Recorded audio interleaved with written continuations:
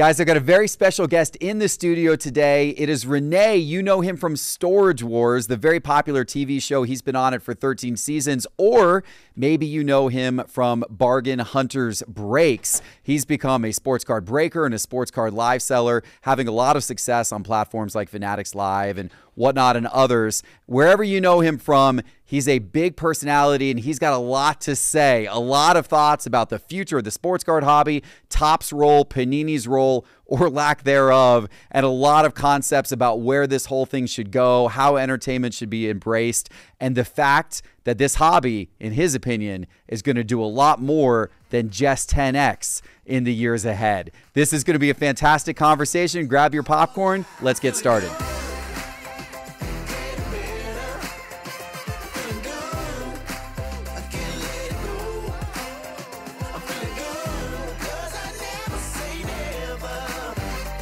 Rene, welcome to the show. Hey, thanks for having me. Hey, it is awesome to have you in the studio. We met a couple of years ago, and obviously, you know, I knew of your wonderful TV show, Storage Wars, and all the work that you did there. I didn't know back then that you had gotten into cards, that you had gotten into breaking. I think that was just the start of your journey into this whole thing. And we're going to talk a little bit about your background and how you got into all of this and that whole thing as we go. But I want to start. It's been a big couple of months here for the sports card hobby. There's a lot happening. We went to the Topps conference together where there was a lot of news broken. Give me your sense of things. As a breaker, as somebody who has a growing business in the sports card hobby, give me a sense of where you see kind of the landscape today and things evolving here in the next few years. I mean, I think Michael Rubin is right. You know, everybody makes fun of him, but I actually think he will 10x the hobby. I think this is just the beginning. I mean, at this time, this is already going to be old news, like you said, but we got Topps basketball coming. Topps Chrome basketball, yeah. Topps Chrome football. That's going to be super exciting. We get to chase LeBron James again, which is not the GOAT, which is Michael Jordan, just for the record, okay? We get to chase LeBron James again. We get to chase Victor Wembanyama. I'm going to have to work on that name, Victor Wembanyama.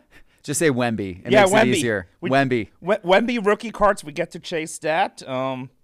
You know, the prices are going to be low on Topps product. When I started first breaking, we obviously broke a lot of Panini product. Then we switched over to Topps when we got our direct accounts. And the quality, I mean, you probably agree with that. I don't know if you can go on the record or whatever on that stuff.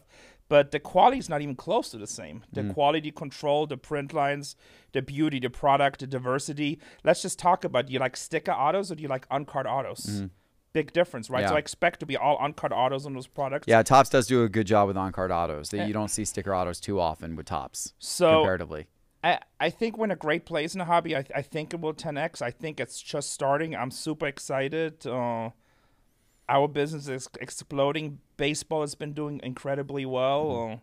It's going to be good times. I think it's going to be fun. It's an interesting moment in the hobby. There's definitely this feeling of like it's almost put up or shut up time for a lot of hobby businesses. Yes. And, you know, even at the Topps conference, there was a lot of discussion around like people needing to reinvest in their stores, people needing to update the look of their stores, people needing to consider opening up more locations of stores and really trying to transform this thing into a big business. And you can see the aggressiveness with which Topps and Fanatics are hitting marketing, athlete involvement, product innovation, product development.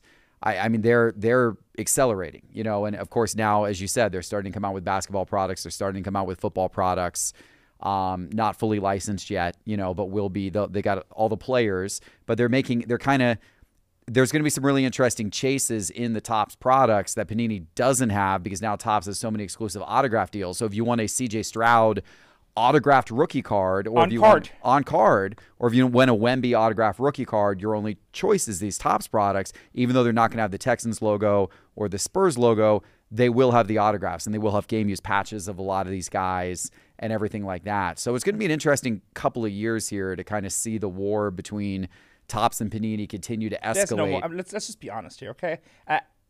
The war. This is like. I mean, no offense, but Panini is the British at Dunkirk. You know, kids read your history book. There's no more war. There's just Panini has a decision right now because a lot of bad business practices, because of saying Panini is the only company ever. Okay, let me just put something back because I know you did mention Storage Wars. Storage Wars has been around for 15 years. They say an average episode throughout its lifetime is being seen by 100 million people around the country, around the world. We were the #1 show in Russia, which doesn't really matter much, right? In France, they did a knockoff show because it was so popular. In all the English-speaking countries, crazy. India, with 2 billion people, loves Storage Wars. In Latin America, for the History Channel, A&E Network, we're the #1 show in every country. So I can pretty much contact any company in the world and be like, hey, I like what you do. I like your product. Can we talk? Is there anything we can do together? I have an interest, And they would be super excited, especially if it's for free, for absolutely free, right? I contacted Panini. They don't even want to talk to me. It's the only company in the world. So that a company like that is kind of going down in flames. There's no more war. The battle is over. The ship is sinking. Try to save your dignity. Try to save anybody you can. Most of those guys, I would be amazed if those guys will work in the industry unless they start their own card shop. But it's just, and I know people are going to give me flack for it. And there's the one thing I found in this hobby, which the people in the hobby are great, but the people in power, the old people, was a good old boy network. And I think that's gone. And that's why we had a lot of these shops, like you were saying. It's and I like those shops because I'm hunting, but they had that yard sale feel look, right? They didn't have that feel like, hey, this hobby has cards that are worth $100,000, $1 million. There's a lot of cards that have a lot of value, right? It's just kind of you buy it and you put on a shelf that has no value, the way when we grew up in the 80s and 90s, right? And what Fanatics is doing, like your shop is absolutely amazing. Everybody should come see it. It's a different type of feel. I don't mind putting some money into this stuff if I feel like it's good. It's either on the speculative side, speculating. I don't speak English, I'm sorry. Or if it's buying the classics like Jordan, right? It is an asset class now, but it cannot be an asset class if it looks like a junk store. Right. And don't get me wrong, I love junk store. I made millions of dollars with junk store type of things, but I think those days are over. But yeah, there's no war. The battle is over. Yeah. And Panini did not make a lot of allies. There's people that were getting 300% markups, and they were, haha, we love you. But as soon as those markups are gone because their product will not be desirable anymore, what are you going to do? Buy a box of Prism next year and be like, that's great. I get sticker autos and maybe no autos. And in NFL, I'll get a guy at the combine in his practice jersey. Or do you want to buy a box of Topps Chrome for probably coming out, $200-$300? And I think those boxes will double because it's the first Topps Chrome back. And I can get CJ Stroud on-card autos. What are you going to buy as a consumer? Yeah. Prism is going to go... I'm excited personally for the fact that I've got sons who love to rip product, and one of my sons, Reeves, a lot of people see him on the channel, my older son, football's his thing. He loves football, and I have to admit, I've been trying to direct him to get into baseball or soccer because of the fact that I have Topps products that are so much more cost effective for him to rip. I don't mind if he was ripping boxes of Topps Series 1 or Topps Chrome or whatever. I would be much more okay with that than he wants to rip boxes of Prism football. Yeah. And I'm like, my God, you're gonna put me out of business. Ripping, I'm gonna need to take a loan. You're gonna make me poor ripping these $1,000 boxes of Prism football. I'm like, no, but with Topps getting into it, I'm excited that we are gonna get some lower cost products, and hopefully we see that difference. Hopefully when they roll out with some of these products, price points to be determined still. But hopefully we see, a Topps Chrome box for a couple $100 versus a Prism box for $1,000. And if that happens, and sorry to interrupt you, and not only because I want to be clear in this, because we don't want to say the wrong thing here. It's not only lower cost product, but I believe it actually will be a better product. On-card autos, players actually held those cards. If they put any different products with any kind of a Panini jersey mem card is nothing. It's a gift shop item. Yeah. Half of the time they don't even have to write jersey these days. So this is going to be game use jersey. So it's a complete different thing. Yeah, it's going to be exciting. It's going to be exciting for I'm sure. Happy. So tell everybody right now about kind of your business in the hobby, and then we'll get back in your history, piece of this, but. You go live a lot. You do breaking. You do sales online. Just kind of give everyone the lay of the land. So, I think a lot of people get mad. It's like, oh, you're just here for the money or you shouldn't be in the industry. But I've actually been collecting cards for about 30 years, off and on. I started in the 80s in Germany collecting Panini stickers. There you go. It's my shout out to Panini. Panini stickers of the World Cup books and stuff like this. I came to America. I didn't know nothing about American sports, but I became a huge Phoenix Suns fan. Michael Jordan, the GOAT. I used to hate him because he knocked us out of the finals, obviously, and we would always lose to him. And I just started collecting cards, and I collected for probably 10 years. Then I started to get to know about girls and stuff like this and started dating more. And I stopped, but throughout this time, especially my last 20 years of marriage, I would always buy cards, but not hardcore the way now. You know, I would see cards, I buy them, and anything from sports to non-sports. I love a lot of vintage stuff. I have a lot of vintage baseball. And then we just kind of got in the hobby where we're always selling. We had a store, 7,000 square feet. We would always have sports cards product and sports memorabilia. And then probably in about 2018 and 19, when it all started, we started getting a lot of new seal product. Before that, we had all the vintage wax and stuff like this, but nothing crazy like that $1 to $20 pack, that type of thing, right? Eventually, we closed the stores. We started selling online on Whatnot at the time. And I just saw the card people all the time. And I'm like, you know what? Let's start selling singles. And that started turning actually really profitable. And we found that a lot of people, because I say crazy stuff, right? So they would come hang out with us, and we would have triple to quadruple the viewership of other channels, which turned into more money. Eventually, we started breaking. That started becoming profitable. Then we got Topps Direct. I talked to the guys at Topps. I'm like, hey, I'm interested. And unlike Panini, they're like, you know what? You do have a huge audience. We think you would be good for the hobby. And we want to expose the hobby every day to new people that could become eventual customers for all the stores around, right? So we got Topps Direct. We went on Fanatics Live. And now we just case break, and we're just killing it. So we pretty much sell everything that we can get our hands on. And honestly, at first, I wasn't huge on baseball. I mean, I follow baseball some, but not as much. And I'm just like your son, love football, know the history, love the NBA, love soccer. And then I got into baseball, started ripping it, absolutely started loving the product. And now when I go back and look at old Panini product or some of my stuff with stickers on and stuff like this, and I compare it to a Topps product with on-card autos and just the quality, it's tough. Mm-hmm. And I think just because of that experience as an end collector, I think Topps will absolutely kill the game when they take over, even with unlicensed. So you said it to start, you believe Michael Rubin when he says we're going to 10X this thing. I think he's underestimating. I think it's going to be bigger than that. It's huge. I know they're putting a lot of emphasis on global as well. And you were talking earlier about the reach that Storage Wars as a show has had globally and how you're known in all of these different countries around the world. The hobby is mainly only known in America, right? I mean, you've got some collector base in Asia for sure. Obviously Canada, but you got England, some collector base in Asia. A little bit though. I mean, there's still only, in fact, at the Topps show, I found out that there's only one actual hobby shop in all of London that sells sports cards. One, and it's small, and it's 500 square feet. Wow. And it's only one. Now they're trying to change that. They're trying to actively, aggressively change that and really build out the European market. But yeah, there's pockets of it in Europe. I mean, there is a card show that takes place now in London a few times a year. There's one in Paris. There's one in Germany. But it is still infancy over there. Australia's got some following as well for cards. Australia's probably next after US and Canada, but there's still, so you get these pockets of it, but it's nothing like, the number of people that might consume a show like Storage Wars or be fans of different types of American pop culture.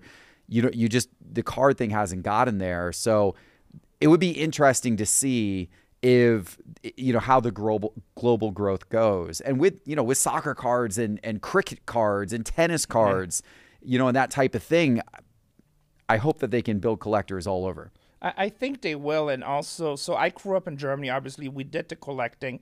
You got to remember two things. Real estate is a lot more expensive in Europe just because of space-wise, right? So you don't have that much room. Everything in most people's houses, unless you're rich, it's kind of usable, right? Even in that middle class type of thing. And then, so when we were collecting, we were doing sticker cards. So we've never thought about it. Actually, when people tell that 1952 Topps stories with the cards and the bike spokes and stuff, we did that. We collected stickers, threw them against the wall. We had different games where you could get the stickers from the other people, right?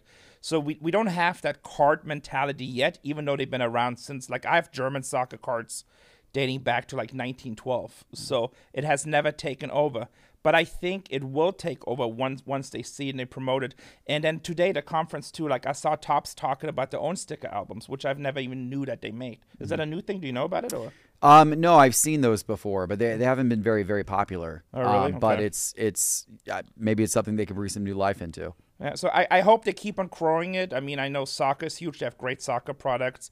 Star Wars is huge. I think it will get there eventually with the marketing. And Fanatics has such a big marketing machine. And also, again, there's two different type of companies. There's one company who has that vision of growing it, and there's another company that just doesn't really care. It's just give me the money and go away, So And I think, and a lot of people are upset about that it is changing, but I think that's, and I hate to say it, and I know I'm going to get a lot of hate for it, but that good old boy network, and it's just going to change, you know. So it's going to be, everything that you have to do is going to be based on merit and actions that you take. You cannot just, I'm in and I'm in, you know. It's not a cash cow anymore. You have to earn it. It's a new era on many fronts. On many fronts. If I'm in Atlanta and I see your store, I'm like, wow, that's gonna be tough to compete with, because you gave it thought. You display your innovation of those new displays. You know, I walked them. That is amazing. It's clean. It's friendly. You walk in, you kind of get that attention. You know, I've walked into hobby stores and asked a question. They were like pissed off that you ask them a question. You know, I remember even in my store, I got a local store in San Diego, and one time I asked them on a product that's probably been sitting there for 10 years. It's not sports. I'm like, look, I'll buy everything. Just give me $5 off a box. And he was mad, you know? So it's like, and I don't get that here. So everything that's kind of happening in the market, you wouldn't make that kind of investment if you didn't agree with me. Oh, I agree. Yeah. I mean, I'm bullish, you know, people always say maybe I'm too bullish. I've been bullish on the whole card market now for, I mean, ever since I got back into it back in 2018. Through the ups and downs even of, you know, the prices falling the last couple of years and that kind of thing. But I remain bullish looking at the big picture, and I still do. And I think we're right now at a particularly interesting point where you're starting to actually see some momentum in the secondary market now. You're starting to see prices on a lot of cards pick back up. The market's actually been doing pretty well this year. You're seeing new products sell out. You're seeing card shops with really good revenue, breakers with really good revenue, people fighting to try to get new accounts, you know, for distribution with Fanatics and Topps, because they, you know, new card shops opening all over the country. There's a lot of interest, and we saw at the Topps conference, there's a lot of people there that are thinking about what's my next move and what's my next move beyond that. And so I think you're going to see a lot of continued investment in the space. I think there are a lot of people out there that do believe this is on a very much an upwards trajectory, and there's a lot of exciting days ahead, but also a lot of competition, a lot of people who want a piece of it. So there's a lot of opportunity, but competition's good. It's going to keep everyone on their game. And I agree with you. So we're small potatoes in the market. We kind of attract a different audience, which gives us an edge, and we break mainly in Fanatics Life these days. But we're killing it. Yeah. I mean, I have problems in my business. Like, I see the growth, and I see where we need to go and where we need to do expand.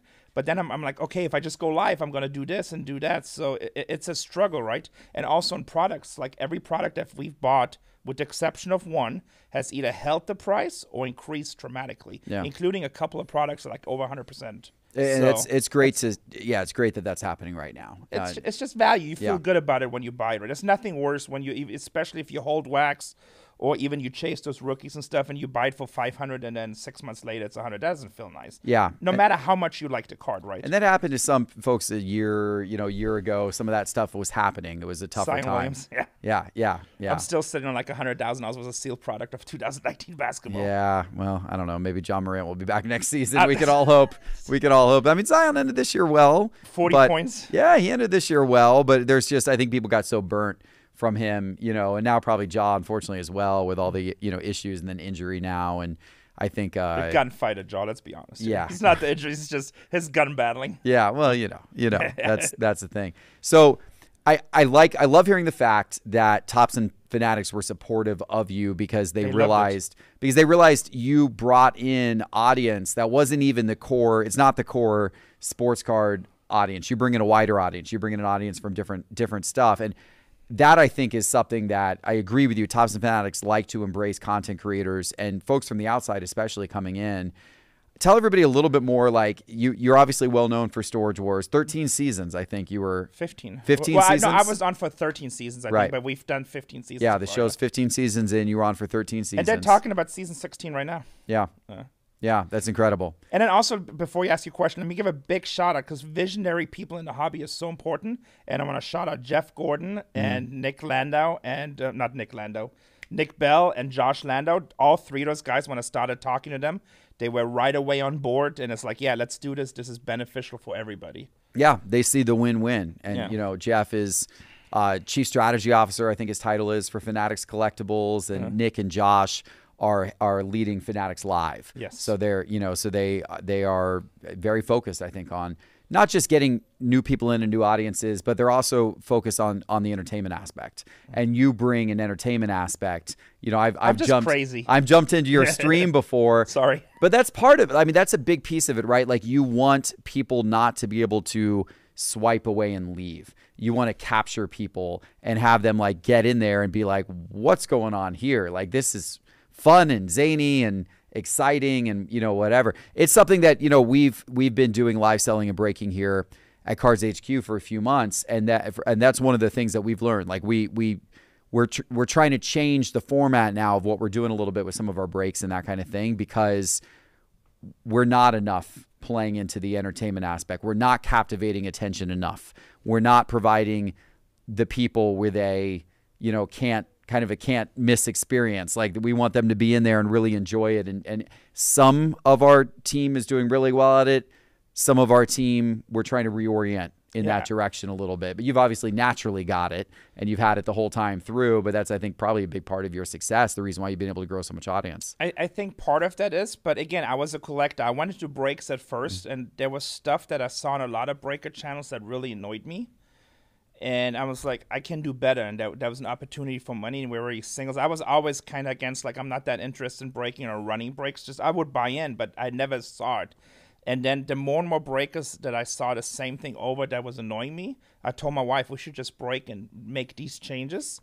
And also, I don't see myself as a breaker. I'm an entertainer. Like, if you're part of Bargain Hunters Breaks on Fanatics, you're part of a community. I don't care. Like, I tell people all the time, come in, buy into a break if you like. If you don't, it's fine. We still want you to participate. We want you to be part of a community. If I didn't have this Bargain Hunters names that's been all over the world, right, I would probably call it Cheers Breaks, because that old television show Cheers for the young people. It's just kind of a place you come hang out and stuff like this. Yeah, where everyone knows your name. Where everyone knows your name, exactly. So, and it doesn't matter what you spend. Like, one of the biggest changes, and same thing when we started, like, everybody would just show hands, right? And then we built a whole studio. We had 9 cameras in our first break room, which was overkill, but it was for more than just breaks, right? To this day, we still have 4 in every break room. We don't use cell phones. The quality, I don't care. People say it's easy to use, but like, I don't do business to be easy, right? I use business for the best quality, so we don't use any cell phones. We have professional video cameras that are made for podcasting, basically, right? We don't play any music. Like, you know, number one, everybody has different music taste. Number two, 80% of breakers. So one of my big visions when I first got into breaking, I was with a breaker, and I bought into, I don't even know what I bought into, probably some football product, expensive. I probably had $500-600 on the line, right? And the music they were playing, every other word was a curse word. And my daughter was walking by, and I had it on my headset, and all of a sudden it dawned to me, if my wife or daughter would walk in, that was pretty hardcore, right? Now, there's nothing wrong. Like, whatever music you want, I don't judge. But if they were to walk in and I would have it on speakers and loud, I would be embarrassed. You know, I wouldn't, and I'm like, and I'm not even doing anything wrong. You almost get that feeling like you're secretly watching porn or something like this. All I'm doing is breaking cards. And I started thinking to myself, there must be more people in the industry that kind of feel the same way, and they want a little bit more family-oriented. And then there's other breakers out there that just play rock, but you might hate rock. Maybe you were working the whole day, work with somebody like me that's talking to you the entire day, and you just kind of want a little bit quiet, more talking, right? So when you come in with us and also our breakers, we only talk to you. We talk with the community. We are interactive. If you want to listen to music, turn on your own YouTube, turn on your own SoundCloud. You can have it in the back. But we are here to engage with the community. We try not to be on the phone unless it's super dead sometimes, which happens. But also, all our shipping, we don't ship anything in a bubble envelope. If you buy from us, I don't care if you buy a $6 spot, hit no card, or hit a $10,000 card.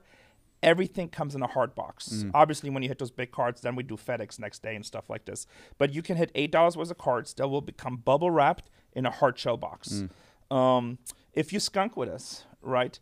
So I skunked in some big spots, and I get like a penny sleeve or like a top load. I'm like, why? No matter what, we send you a pack. And you'd be surprised how many people had autographs with the second chance pack. Sometimes we'll send them a vintage packs. I gave away probably 10 cases of Allen Ginter. So, because I didn't feel like ripping it. I don't know if you ever ripped Allen Ginter. Yeah, it's fun, but not a case at a time, you know? It's just like, yeah, I agree. Yeah, we ship all base cards, except on products like Bowman. We don't do the paper, but like Cosmic, it's like 1,100 cards in the case. You would get every card. Half of the breakers wouldn't do that. And I'm a true collector down to the bone. So if I buy into a new product, Miami Dolphins or Phoenix Suns, I do want that base card because I don't have it in my collection, right? So we made all these changes, and then also, like you were referring about the fame, right? And I consider myself a regular guy, but we are well known, and people would be, especially on the other platform, they would see us in a different category and be like, oh, it's the fat guy from Storage Wars. I hate him or I love him, whatever feeling they have, but they're going to come in our room, right? And I was like, what are you doing? It's like, we're doing sports cards. We're breaking. And then we would do case breaks. In the beginning, we would play games like Duck, Duck, Goose, which nobody really does. But so we do these different things, and people just watch. And we would be very open to them, explaining to them what happens and how case breaking works. And all of a sudden, they get into a break. And then we found with a lot of our customers, 6 months later, they're still breaking. And all of a sudden, they became a sports card collector. And before that, they had absolutely zero interest. They weren't a platform to look at coins or Funko Pops or whatever. So, and actually, sports cards should be one of the biggest hobbies in the country because you can have a box like this and have 4,000 cool cards in it. Yeah. You know, try having 4,000 Funko Pops. Yeah, in your house. Yeah, you better build a new wing onto the house to do that. Exactly. That's true. No, you're right. It's efficient from the storage standpoint for sure. Yeah. So we just noticed a few things in the industry that we just did in a different way, and it worked. It's working. That's awesome.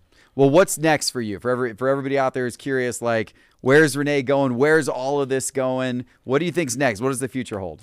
So for us personally, so obviously we're in Fanatics Life now. We pretty much dedicated our time to break 90% of our time on Fanatics Life. Now, we still go on other platforms every now and then just to expand the name, right?